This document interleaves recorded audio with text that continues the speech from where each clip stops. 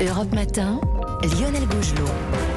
Et c'est l'heure de l'édito sport avec Virginie Fulpin. Bonjour Virginie. Bonjour Lionel, bonjour à tous. Alors Virginie, 5 Français sont au 3e tour de Roland-Garros. J'aurais pas pu prononcer cette phrase l'an dernier puisqu'il n'y en avait pas un seul. Alors ce matin, Virginie, avec l'esprit cocardier que l'on vous connaît, vous avez envie de pousser un cocorico.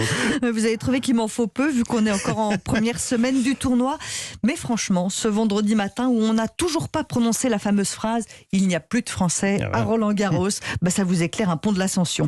Il y a une semaine à la même heure, on craignait de ne pas voir le moindre coin de ciel bleu au-dessus du central. On n'avait pas une seule tête de série dans le tableau masculin et les errances de nos filles les mieux classées ne nous incitaient pas davantage à l'optimisme. On s'apprêtait à faire le dos rond une fois de plus en jalousant ces Espagnols avec le maître des lieux, Rafael Nadal, à la recherche d'une 14e couronne parisienne et qui a déjà trouvé son successeur en la personne de Carlos Alcaraz qui décoiffe le circuit comme il dépoussière les lignes des coups. Pourquoi eux et pourquoi pas nous?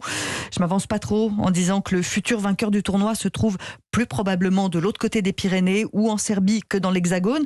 Mais peu importe, finalement, tant nos bleus nous offrent un spectacle et des victoires inattendues cette semaine. L'année dernière, vous l'avez dit, aucun Français n'était au 3e tour. Cette année, ils sont 5. Et on est bien loin de la déprime annoncée. Et puis en plus, il faut le dire, les Français, les joueurs et les joueuses évoluent dans une ambiance fantastique. Mais je suis pas sûre que Jelena Ostapenko, la joueuse lettonne battue par Alizé Cornet hier soir, soit d'accord avec vous pour parler d'ambiance fantastique. Oui. Elle se bouchait les oreilles sur le court à chaque fois que la Française marquait un point hier soir pour ne pas entendre la clameur des tribunes. Alors tous ceux qui trouvent que le tennis a un public trop policé en sont pour leurs frais cette année. Quand Gilles Simon a gagné son premier tour aux alentours d'1h du matin, ça criait, ça chantait, ça chambrait en tribune. On n'aurait presque pas été étonné de voir quelqu'un craquer un fumigène. Après 2 ans de pandémie, de jauge limitée, de sièges vides, ce Roland-Garros est plus animé, plus vivant que jamais. Comme si on mesurait maintenant, enfin, notre chance d'avoir un grand chelem à la maison et qu'on voulait crier notre joie de se retrouver. Oui, profitons-en, comme on a profité de Jo-Wilfried Tsonga jusqu'au bout, avec quelques pleurs en se disant au revoir. Une histoire qui se termine et d'autres qui commencent, comme celle de Léolia Jean-Jean, la jeune femme de 26 ans dont on a beaucoup parlé, qui joue son premier Roland-Garros après un parcours accidenté. Elle est au 3e tour elle aussi, étonnée d'être là et en même temps pleine d'ambition. Si le tennis français est capable de nous offrir de telles émotions, c'est qu'il va pas si mal que ça.